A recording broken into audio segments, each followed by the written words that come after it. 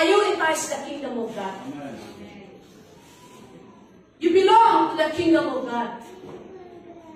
You are a part of the kingdom of God. So you must seek first this kingdom. Dahil tayo iti priority tayo. Dahil tayo iti maikabilis yung pampanunod tayo. So lahat na ng bagay, lahat na ng ginagawa mo, mai-contribute sa kingdom ni Lord, manay-nahayos di ako. Seek first His kingdom.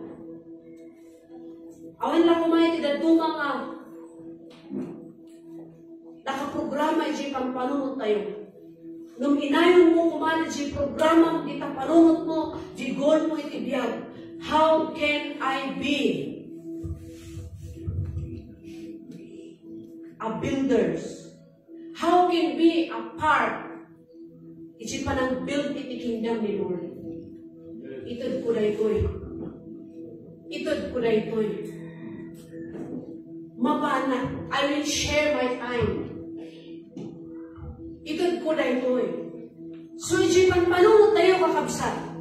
As believers in the Lord, dahil ito'y iti nayon, no adda iti goal mo, iti biyag mo, always ikabin mo nga number 1, iti panagipasat mo, iti trabaho iti ako.